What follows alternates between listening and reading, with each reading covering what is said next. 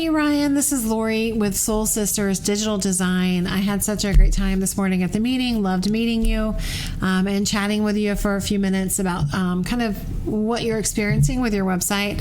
If I recall correctly, you were wondering or trying to figure out why it's not really being indexed by Google. So I wanted to shoot this video to kind of show you a little bit about, to give you some tips on how to make sure that that your digital presence is working for you effectively. And then also kind of give you a little bit of a bird's eye view of what I see going on with your site. Now, first, I'm just going to tell you kind of a brief overview. When Google is crawling the web, it is really looking for three things: content, citations, and backlinks. And so those are the things that I usually kind of concentrate on. I will tell you that content refers to the words and images on your site. So Google likes to see between 1,500 and 2,000 words, kind of at a minimum on the page. The reason being is that allows you to get keywords in that you want to be found for, and it gives Google a good idea of basically who you are, what you do. Exact amount is a little bit depends on the competition and the number of keywords you want to be found for. So what's a keyword? A keyword is anything someone might type into Google looking for a particular service or product. So for example, I went to Google, I typed in accounting services, Yulee, Florida, and you can see that what came up first was this map pack. And then below that, I had a lot of actually directories, lists. Yelp, this was a list. So was the Yellow Pages, Super Pages, Manta, all of these are kind of lists. The first real competitor I found for you was this ATEX. And then I also found Corset and Stam. Those are two kind of local competitors. So I would normally kind of look through that. But I want to point out a couple of things. One is that this map pack is super important, especially for a local business. More and more people are using these. You get so much information at the tip of your fingers that people use them all the time. You get years in business, you get the reviews, you get the score of the reviews. So there's a lot of info here, and a lot of times people will just click on one of these top three, and they're going to start there for their search for a service. Now, when I was kind of looking into your website, I did a kind of a local search audit. And what I found is that it didn't actually find a Google Business Profile audit listing or a Google Business Profile for you when I was searching for it. So here's some competitors. It turned up. My software turned up. But a Google Business listing, really, really important. So we'll get back to that in a second. In fact, when I searched for Terrell Accounting Services, Yulee, Florida, I got some of your citations, which is where you've registered in various directories, such as the Biz Profiles and Bizopedia, LinkedIn. What was interesting, though, is what I actually get is someone else's Google business page. So you definitely don't want that. If someone's searching for you directly, you want to show up here. So that is one thing that I would definitely recommend you do if you haven't already. We can obviously help with that if you need it. But at the very least, you need to go create that. So when you're doing that, you want to make sure that you fill that profile out as much as possible. And then you also want to make sure that you get citations to back it up. Now, what's a citation? It is where you have your name, address, and phone number listed in a relevant directory. So you've got some. This Biz Profile is a citation. So is Bizopedia. That is a citation. It can be, there's so many out there. But the more times that you have that happen, your name, address, phone number appear in a directory, the more power it gives your profile. The idea really is that your brand begins to be found by Google all over the internet. And the larger that online presence is, the more Google trusts you. Now, below the map pack, you get the organic results. Now, these top organic results, most of them are directories of some sort, like I mentioned, but we do have a couple in here. So let's take a look at those. One of them was this Corset and Stam. Here's an awesome picture of the marina. So that is one of your competitors. And then the other one was this ATEX, but they seem to be somewhat of a franchise. So theirs is a little different. So I'm probably going to concentrate on Corset and Stam. Now, when I'm looking at websites, one of the things I do is analyze it with a tool I have called RFs. when I'm looking at this, I can see that you're actually not getting any traffic yet for your website, and you're not really having any keywords. And if you go back and look at the website, you can see that you've got some content. Like there's a little bit in here. You've got a very short description of each one of your services. You've got a call to action, which I like, which is schedule a consultation. But if I actually add up these words, I find that you have 221 words on this page.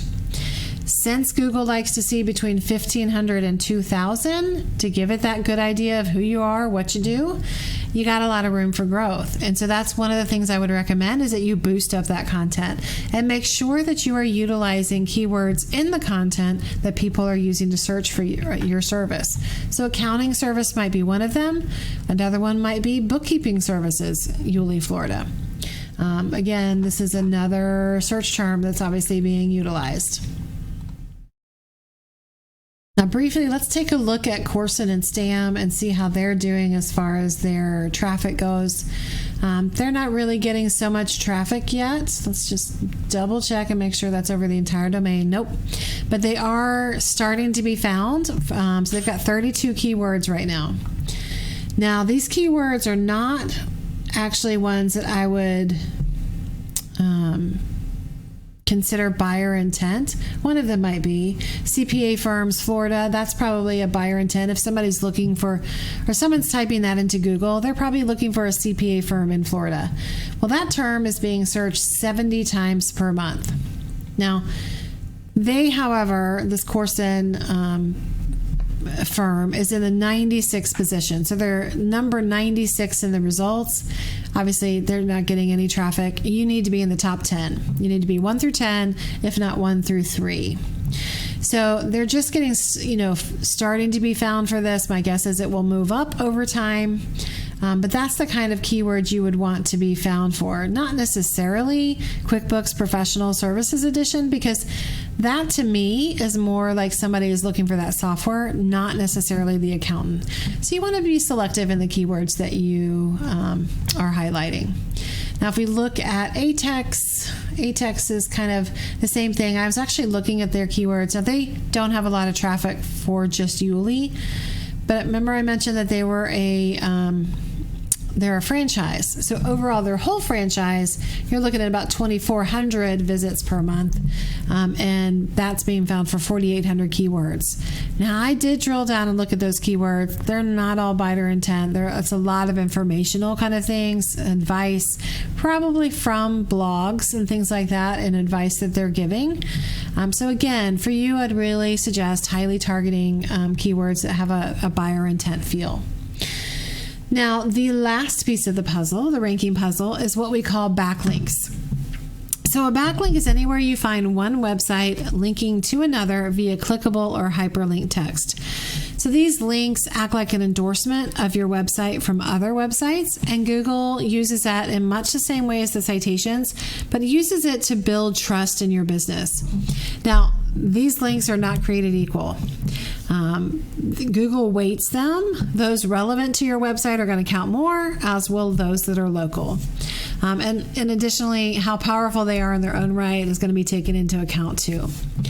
So I can see from the analysis that you have a couple of domains coming in. I can actually drill down and see what that is. You've got obviously a link coming in from sparreltech.com and one from Squarespace. And then, but if I look at CoreStam, they've got 44 links coming in from 16 different places. And ATAX probably has a ton. Yeah, 649 different domains coming in. Now, because you can have a ton of links coming in, but it's a weighted approach and they're not all created equal, instead of concentrating so much on the number, I actually look more at a score. So this tool that I use, this RFs tool, attempts to gauge and mimic what kind of grade that backlink profile. So it uses these two numbers to do that with. So that way you can compare more apples to apples, regardless of industry, regardless of the number of backlinks or domains. This DR says how much is that specific domain kind of ranking, like the overall domain, and how much does Google trust it. And then this UR is really more for that specific URL. So for Yulee, Florida, on a scale of 0 to 100, it's ranking about a 0.3. And then for overall domain, it's about a 33. If I look at CoreStam, you're looking at a 1.3 for that particular homepage, and their overall domain is about a 4.4. Again, that's on a scale of 0 to 100. And then for you, you're not really ranking there yet, so that's just something that will build over time, provided you get those good backlinks in. Now, when all those things start to come together, your content, your backlinks, your citations, that's when you start ranking higher and higher, and more customers will find you. I did create this report for you, kind of showing you've got some Google index count. Right now you're sitting at a 0, and your average competitor is about a 33. Again, for links coming in, you're at a 0. Your average competitor is about a 32. Website age, you don't really have a lot of age on your domain yet. So that's going to build over time. But this is just designed to give you a little bit of a brief snapshot into kind of some of the things that an algorithm might read about your site. I'm happy to go over this report more in depth. I'm going to attach it to my email that I send you. Some of it's a little bit too much for this particular video, but it's just information for you to look at your leisure. So I hope this was helpful. I want these videos to be helpful. I would love to hear some feedback on it.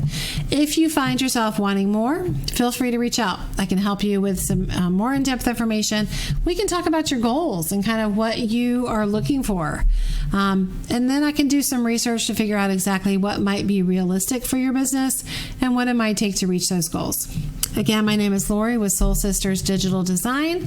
My number is 352-235-9803. Thanks so much for watching. Look forward to your feedback. Take care.